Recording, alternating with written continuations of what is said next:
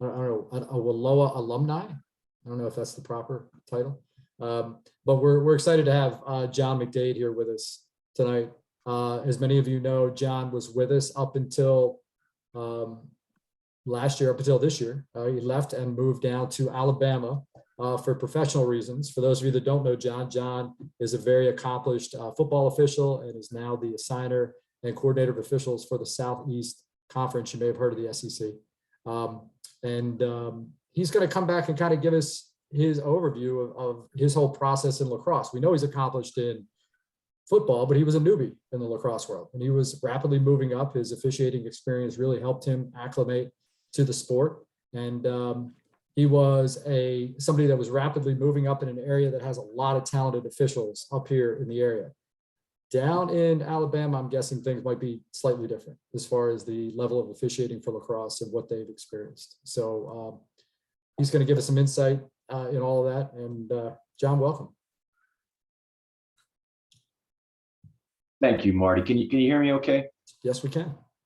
All right. I don't have any slides. I figured I would save the guys that agony. I'm just going to talk to you and right in line with how Marty introduced himself.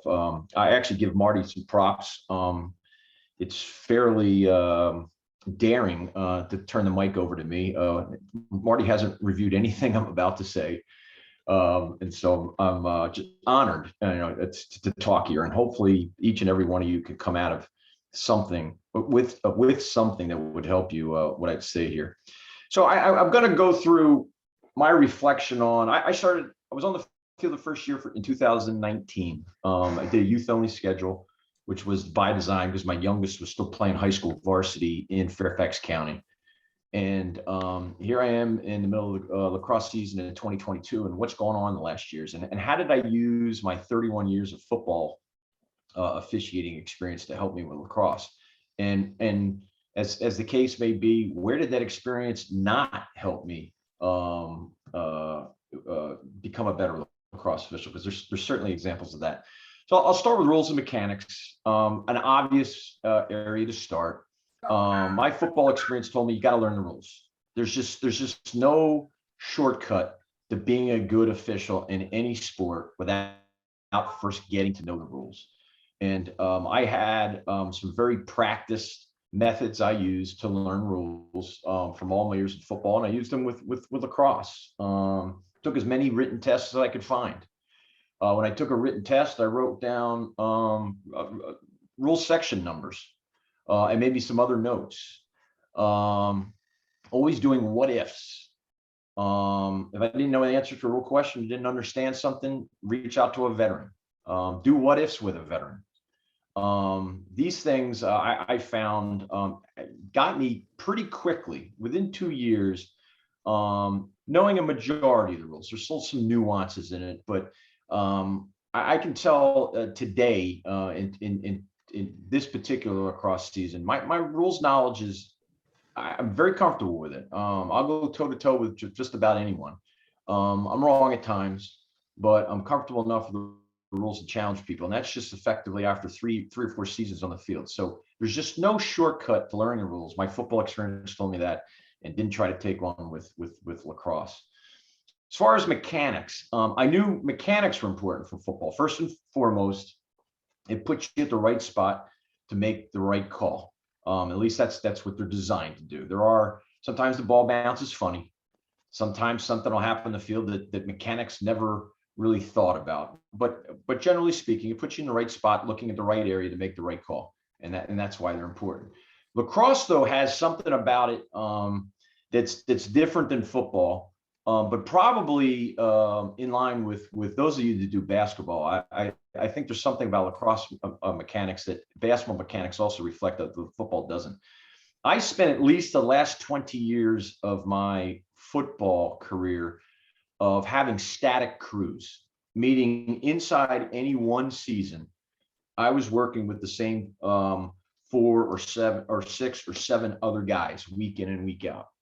And when you have that kind of familiarity with each other, you kind of get your own mechanics in some certain ways. And I'll just give you one example.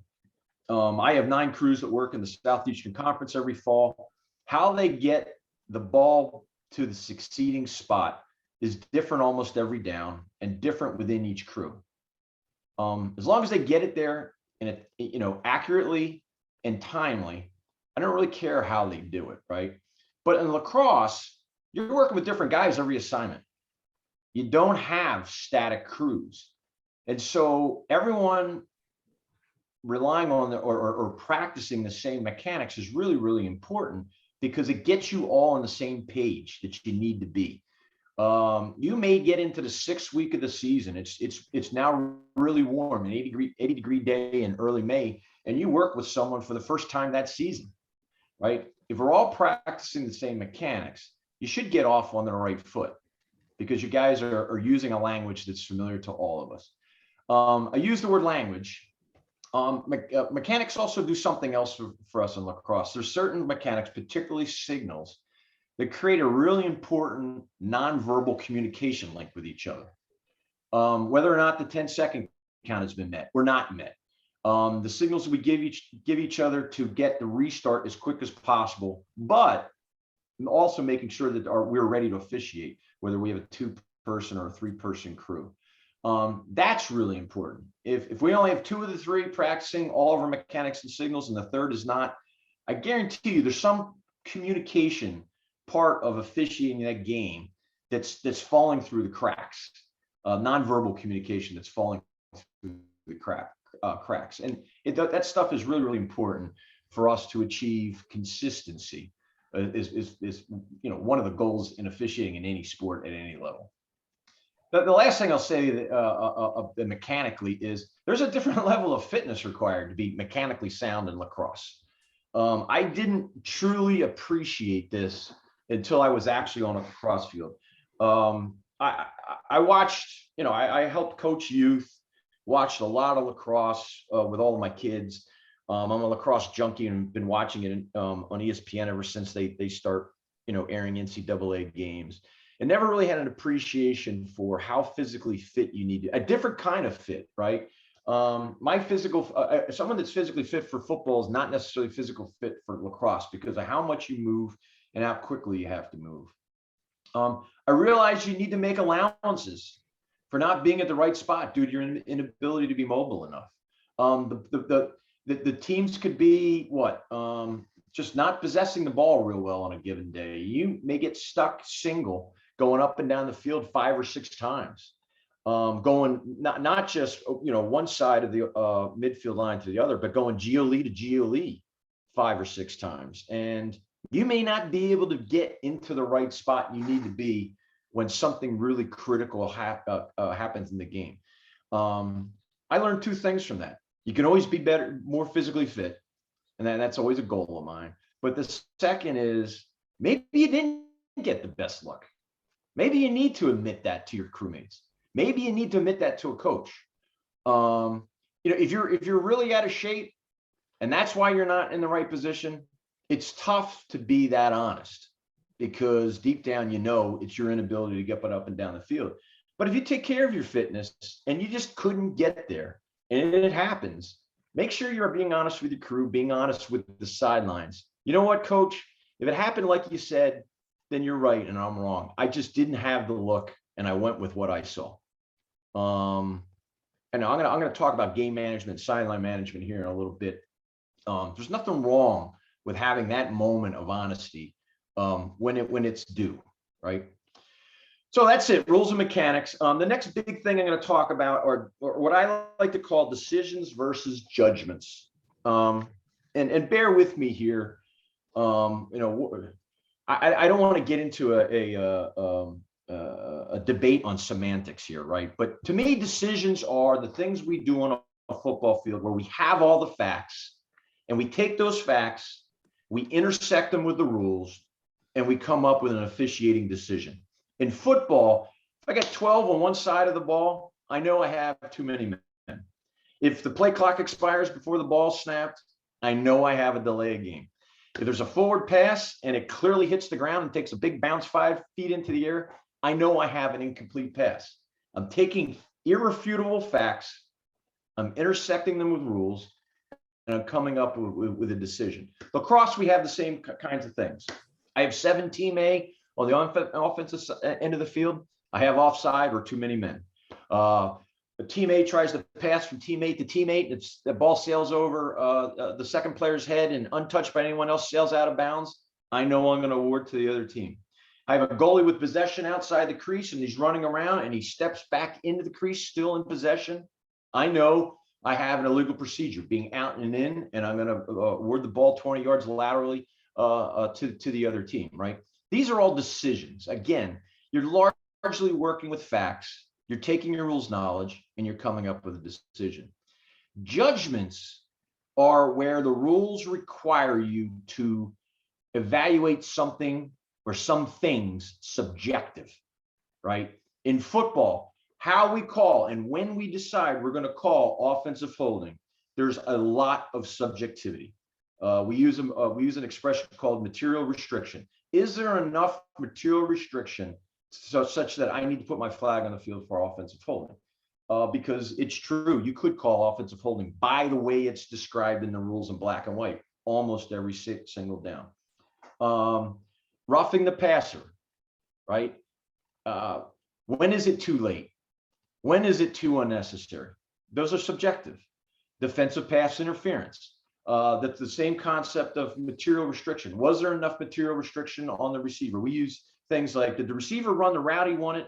Was he able to leap into the air when he wanted? And was he able to use both hands when he wanted to catch the ball? If the answer is yes to all those questions, even if there's contact between the defender and the receiver, we're probably not going to have defensive pass interference. A lot of subjectivity there. That's a judgment. In lacrosse, we have actions where a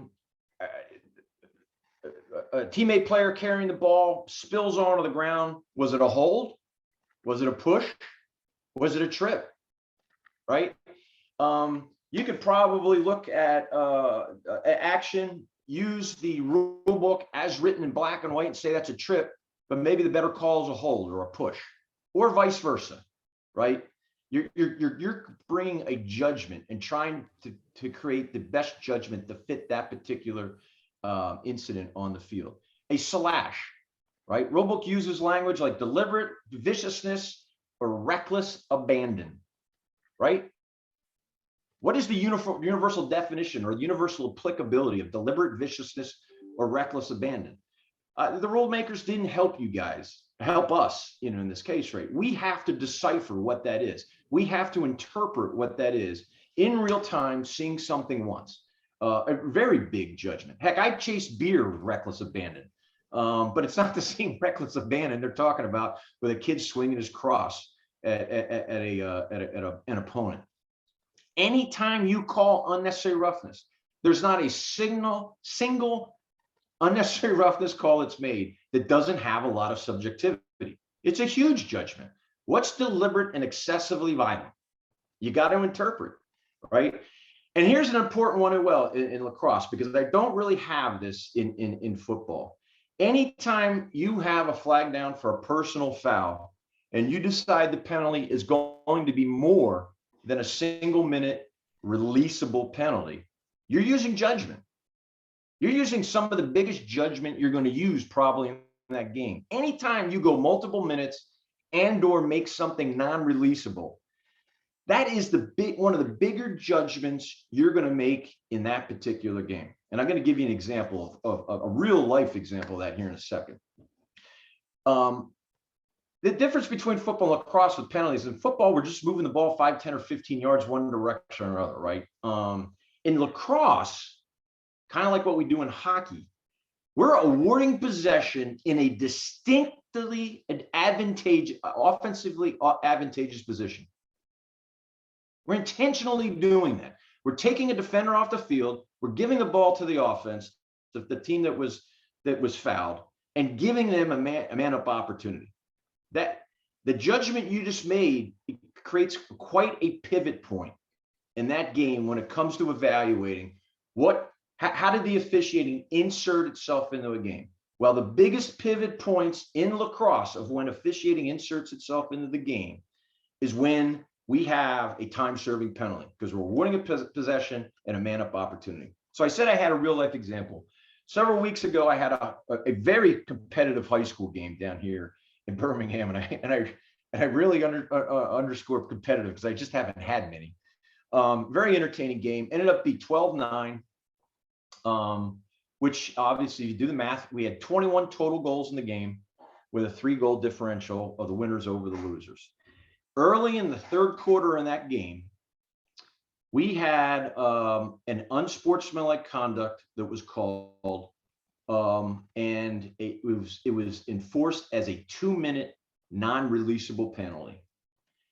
And what turned out to be the winning team ended up scoring 3 goals during that 2-minute non-releasable penalty. So those 3 goals represent 15% of the goals scored in that game. And they represent exactly the winning margin over the winning team, over the losing team. All of that based on a single judgment that we made in the game. Was the act enough for unsportsmanlike conduct? And was that act egregious enough to make it a 2-minute non-releasable penalty? I didn't call it. I saw it. In my book, definitely met the criteria for unsportsmanlike conduct. I maybe have gone with 1 minute, but if there was good video on it, it's certainly defendable that we went. It was a form of taunting. It was certainly defendable to 2 minutes. I'm comfortable with the fact that we made that ruling on the field. But here I am 3.5 weeks later, and it hasn't left me. It hasn't left me that we, the crew, made a judgment that ultimately was the difference in the game. Ultimately created 15% of the scoring in that game. Now I know you know the team repeatedly winning the faceoff helped create those 3 goals. The team being able to execute an EMO to get 3 goals is what created that 3-goal differential. That you wouldn't be wrong, right? That's right. But we did create awarding a possession in a man-up opportunity for 2 minutes that they were able to capitalize on. So I'll leave you with this between decisions and judgments. My personal philosophy that I got from my football officiating is that when we have these judgments, not decisions, when we have these judgments and there's any doubt, err on the side of inserting yourself the least into the game. Err on push or hold instead of trip. Err on it's 2 minutes instead of 3 minutes, or it's 1 minute instead of 2 minutes. If you got a clean look at it, 2 of you have a clean look at it, you're having a conversation, you're comparing notes, you both exactly saw the same thing, go with it, right? But if there's any doubt, and we all have had these, right? You see something, you throw your flag, you know clearly it's a cross check, but you don't know how much of the neck and head area it got. You don't know if it slid up, how vicious it might be. And what do? You try to call in a crewmate that maybe had a look. Hey, did you get a good look of that? I got a cross check. Did you get a good look of where he made contact? And you don't get a solid answer back. I'm sorry, I didn't get a good look at that. You know what? I know he initially hit him in the shoulder, but I didn't really see what happened after that got blocked, right? If there's any doubt in that judgment, my recommendation is insert yourself the least amount that you think is fair, right? Because inserting yourself more is going to create a heck of a lot of advantage in that particular game. I'm going to end with game management. This is something I was really big with me when I was on the football field. I was the last 14 years, I was a crew chief, a referee. And so I worked a lot with our crew on how we manage sidelines and how we manage games. Sideline management. I came and talked to you guys as a keynote speaker at the general meeting one January. I think it was January of 2017. I could be wrong. And one of the things I said is I wasn't yet a lacrosse official. And so I was referring to you. I wasn't part of you, right? I was pointing at you. And I said, I thought you guys were, generally speaking, were too thin skins, right? And when I got on the lacrosse field and started working with cross officials, that proved out. I saw that. I try to bring more tolerance and understanding, as much tolerance and understanding as I possibly can to managing the sideline. Let's not forget that the coaches and the players, they're in an environment of competition. It brings urgency. It brings emotion. It brings passion, right? It's difficult to have a conversation like we're two lords in parliament in the middle of a tightly contested lacrosse game. Have an understanding of that. Have some tolerance for voice tone or words they might use because they're in the middle of a competition. Have an appreciation with coaches that it's frustrating coaching kids, right? Even in college, 18 to 22-year-old kids don't do what you tell them to do at all times. It's frustrating. And that frustration will be used against you at times. That's just the way it is. Here's a biggie. I think about it in this way. I certainly want to accept language that I'll probably use at glory days after the game, talking to the guys I worked with and maybe 2 or 3 other crews.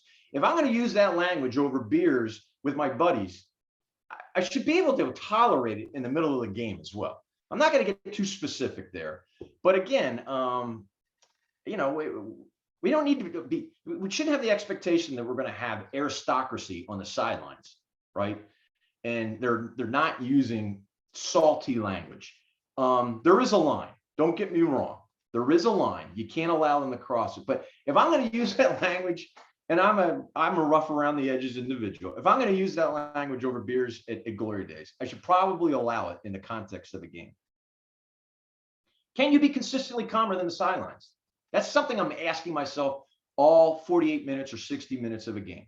Can I keep my calmness so I am consistently more calm than what's going on the sidelines? Sometimes I lose that game, but I win it many, many, many more times than I lose it.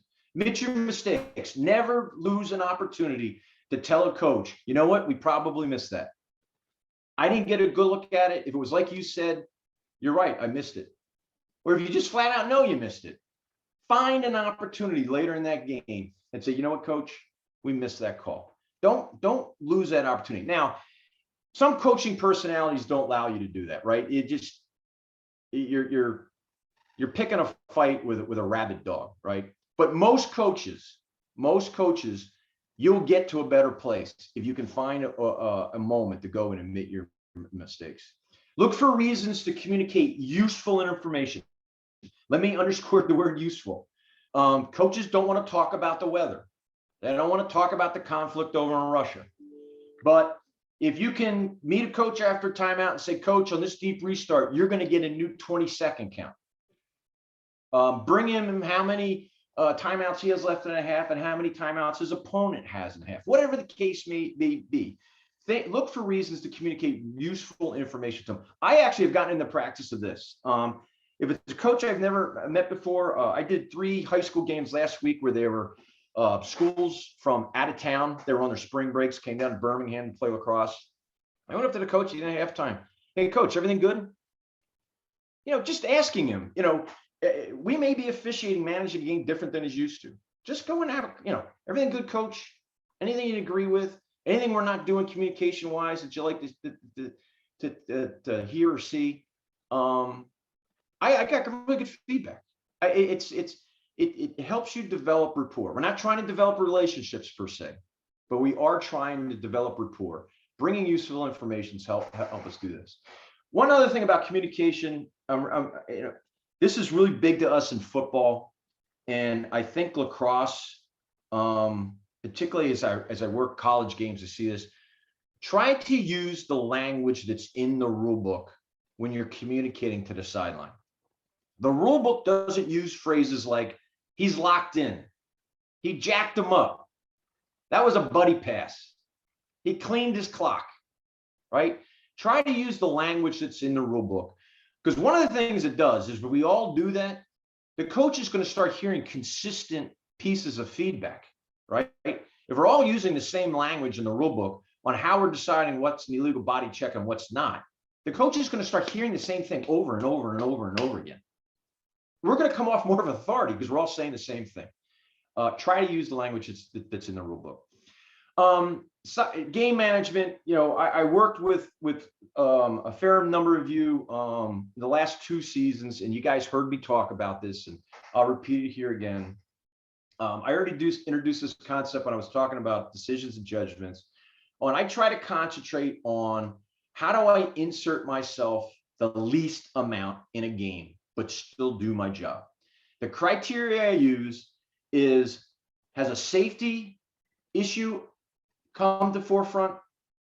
Has something happened that changes the advantage and disadvantage against what the rules outline? Or is something happening that affects my ability to manage the game? Safety, advantage, disadvantage, crew's ability to manage the game. If I can't get to a yes in any one of those 3, I'm thinking about making a judgment that's a no call. There's nothing there. It's not a safety issue, which is largely Rule 5. It didn't create advantage, disadvantage such that I think I need to insert myself in the game, which is largely Rule 4 and Rule 6. And it's not something that right now or today or in this game with these 2 teams that's affecting my ability to manage the game, which is basically a lot of, unsportsmanlike conduct and conduct, right? The next game that is busting at the seams, it's got squirrely players all over the field, 2 coaches that are at their throat 3 minutes into the game. That same action, that same behavior, I may instantly say, this is affecting my ability to manage the game, and I'm going to do something about it. I'm going to make a judgment to make a call. But in a different game that's being well played, no issues whatsoever, it doesn't seem to be, there's nothing observable that this game is sliding down a slope in the wrong direction. I'm going to let it pass. I'm going to make a judgment to make a no call. How can you insert yourself into the game the least amount possible while still doing your job? Post game, I look at those judgments, and I gave you an example of this game 3.5 weeks ago that had the 3 goals during the 2-minute unreleasable and sportsmanlike conduct. I'm always thinking about the judgments. Did we have to make them? Did we make the right judgment? And then this is the magic question.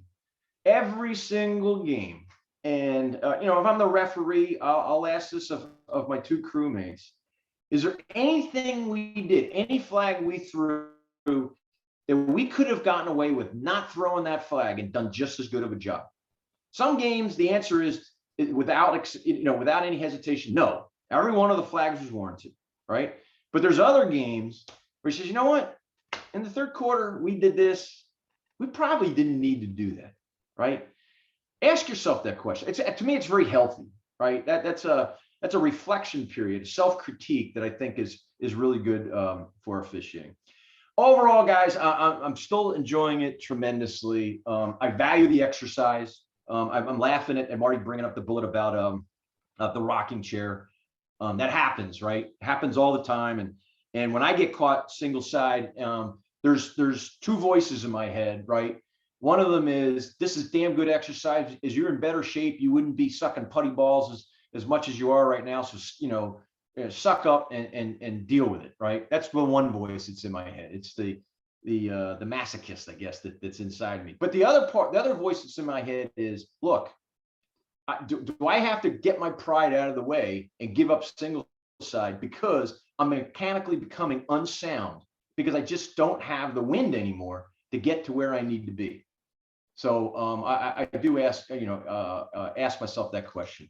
I'm still enjoying, I'm no longer on the football field. I'm the coordinator of officials. So being on the lacrosse field, I get to experience competition as close as, athletic competition as close as you're ever going to experience it without actually playing the game. And I love that. And I don't just love it at the NCAA level. I love it at the high school level, and I love it at the youth level. Competition is competition. Don't fail to realize that.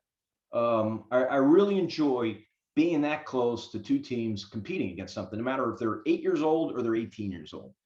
I enjoy being a conflict resolver. I enjoy being a game manager. And I get more practice at it at the youth and high school level than I do at the college level, just because the way the game's played. We're not necessarily all, we don't all all necessarily have this DNA, but I like resolving conflict. I like being a game manager. And that's why one of the things that really keeps me coming back over and over and over again. I measure myself the same way in lacrosse as the way I measure myself in football, the same way I measure my football officiating program in the SEC and the Sun Belt and the Southern Conference. Were we anonymous? Are they talking about us after the game, right? The SEC has spent all sorts of energy and money trying to figure out how to use social media to make us officials more likable, to make what we do more understandable, to basically get the fans to have more empathy for us. And I've come to the firm conclusion, you can't do it. We're not programmed that way in our society. It's unfortunate, but it is reality. I believe that if we're going to spend money, if we're going to spend energy, it's how do we be invisible? That is the best end game officiating has, unfortunately, is you're invisible. No one knows you were there. That's how I judge myself. That's the metric I bring out. There are some things I'm working all the time. Right now, I'm really working hard on my vision patterns when I'm a single on a 10-man ride, and having an offside, basically going the opposite way than you're basically used to seeing. Right? That's something I'm working on right now. Just one example, right? And here's something else: is I'm always making phone calls after my games. There are 1 or 2 or 4 things every single game, mechanically, rules knowledge, game flow, game management, that I'll call someone that's a much better official, a lacrosse official than me, and say, hey, I had this. What do you think? What would you have done here? I did this. What do you think? Every single game, I find 1 or 2 or sometimes a whole litany of things to have a conversation with someone. I enjoy doing that. Trying to be the best I possibly could be. That's it, Marty. Hopefully, I looked about 29 minutes here. I think 20 to 30 minutes is what you had for me. I really love the opportunity. Let me say one last thing. I get still all the time. I'm working with people for the first time weekly. All right. And I have people that have been fishing. I just went and did a game, a Division III game over in the Atlanta area on Saturday, and the assigner came and observed me. And he said, after the game, he said, remind me again how long you've been officiating lacrosse. And I told him, and he said, man, how did you pick these things up so quickly? And it's WALOA, right? I had the ability to work with guys almost every single assignment that I could ask questions of, whether it's application of rules, mechanics, philosophies, whatever the case may be. This is my props to WALOA. Does a damn good job of preparing you guys. At least if my sample size is Birmingham, Alabama, and the Southeast, you guys are doing a really, really good job. And I'm an example of it. I'm a beneficiary of the time I spent on the field with you guys. I got up to speed really, really, really quickly because of you. I could not. There's no book. There's no amount of USA lacrosse material on the internet that was going to get me to where I am today. It's my relationships with you guys that got me there. So that's it. By the way, I'm still in. You still should see me in Arbor. So if there's something about this that resonated with you, if there's something about this you vehemently disagree with, I'd love hearing from you. My contact information is in the Arbor. Reach out to me. I'd love to hear your voice. Love to have a conversation. So that's it, Marty. John, thanks so much for passing all that along. I'm sure everybody loved hearing it from you. I have a question for you. When you're working with these new officials in the area that you're in now, what is the biggest gap that you see in their game where you can help them? Like, what are you taking down from that you've learned from us that they don't seem to know? Is there anything that jumps out? The one thing is when you come up in WALOA, I'll call it the critical mass. There's enough of critical mass of guys that know the mechanics that, so when you're doing it wrong, you get reminded now, right? You don't get to the end of the quarter without someone saying, that's the wrong signal. You're doing it wrong. You got to do it. We don't have that kind of critical mass down here, right? And so they can go 2 years working youth and maybe some high school JV, and their signals of 1 to 10 count, has been met. I watched them. I'm like, where did they learn this stuff? So that's the first thing. The second, Marty, is, and this isn't, we're not the only ones that exhibit this down here in Birmingham. I go to too many pre-games where almost all the time is spent on preparing ourselves to call fouls, preparing ourselves to find the fouls, right? Not enough time on preventive officiating, not enough time on, hey, let's read this game, right? These two teams have good coaches. They usually have good athletes. History says they, that they're going to have a good program again this year. Let's let them start playing and see what happens, right? Instead, I go into the pre-games down here, and it's like we're trying to program ourselves on how we're going to call the first 5 fouls before we even have the opening face-off, right? That's a big difference. Instead of having a pregame on being mechanically sound, the philosophies we're jointly going to use, so that we're all calling things the same way, and how we're going to read the game on knowing if and when we need to insert ourselves more. Make sense, Marty?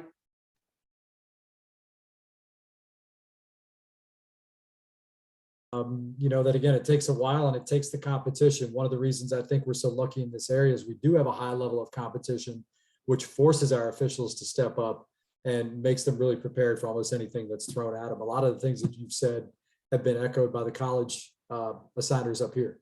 So that's good to hear, and glad to know that we're, headed down the right path and hopefully continue down the right path. Does anybody have any questions for John? Anybody want to chime in and ask a question? Yeah, I'd ask a question. John, when you're John, this is Gary Krause, games by the way. I don't know if going you guys have met. So yeah, your football games go on Saturdays, and then presumably there's feedback, there's metrics, there's information that you collect. What tells you that you need to take another look at that game? I mean, the length of the game, the number and nature of the fouls. What's a red flag for you that maybe you need to look at how the crew managed that game and see if there was room for improvement? Gary, we have the luxury of breaking down every game almost, every single play. Part of that is football's a different beast. It's only played once a week. And part of it is relative to what you guys are doing. I have an infinite budget, right? I can hire more people to help me break down film, so on and so forth. But it's consistency is basically the answer, right? If we had 3 defensive pass interferences, and this is important, we passed on 2 others, right? Do those 5 all meet the same framework of judgment? And if they don't, that's when I know I've got my hands full, right? Offensive holding, all the big judgment ones in football. And,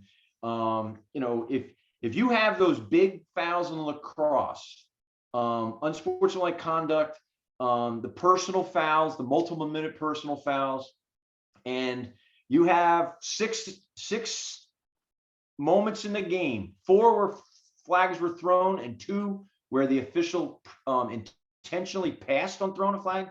Do those 6 match the same framework of judgment? If the answer is no, you didn't meet the consistency criterion, and that's when I know I'm going to have an issue.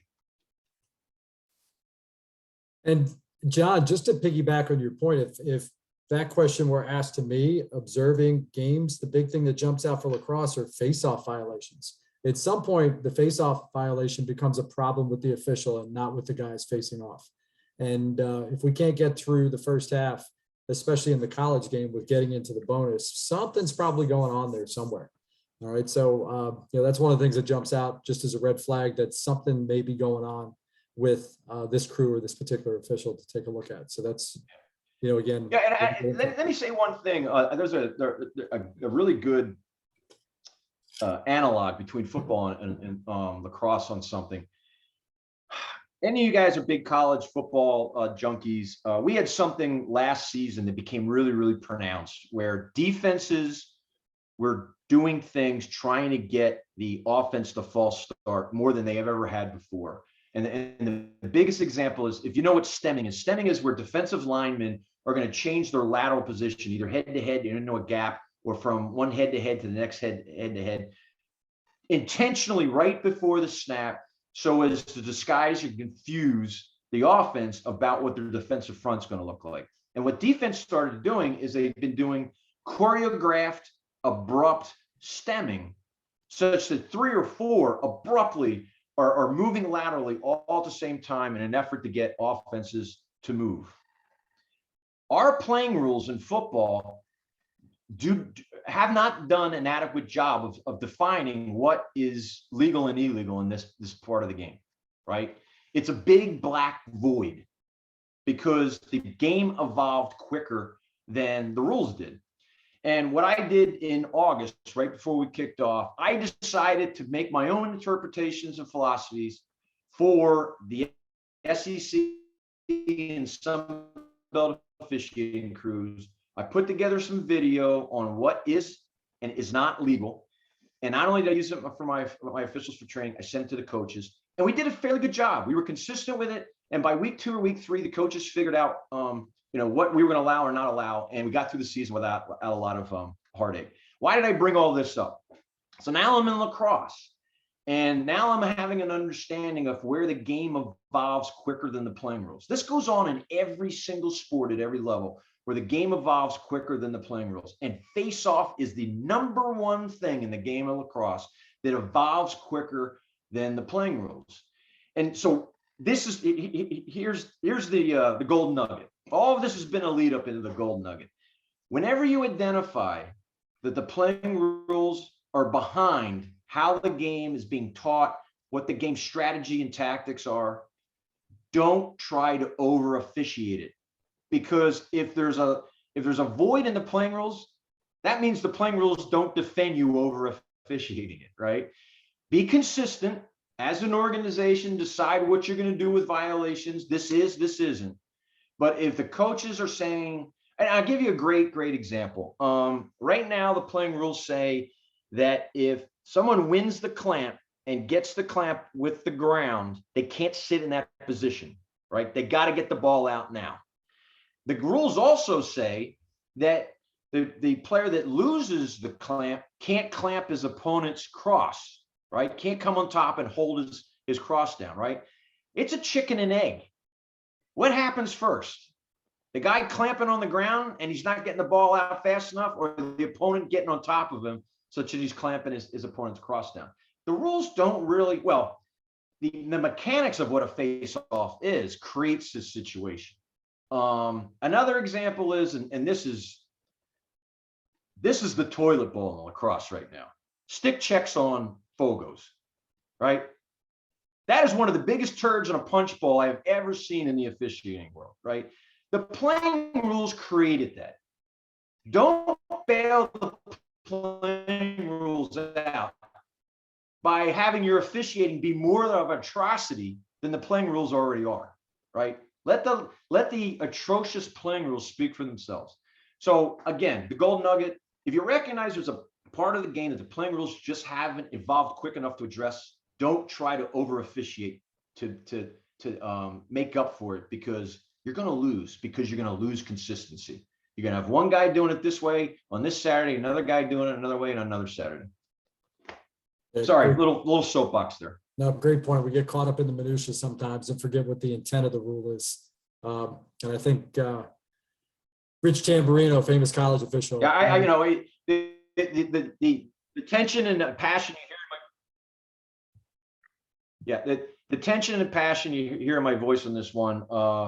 I started my game off on Saturday in the second half with a double illegal cross on the 2 face-off guys. We started with 2 3-minute non-releasable fouls on either team to start the second half. I wanted to crawl into a hole. Not a good look. Did we do it by the book? Yeah, we did it by the book, but not a good look for the game, where the playing rules created that. Yep. It's been that way for a long time too. So, all right, who else has a question? Anybody else have a question?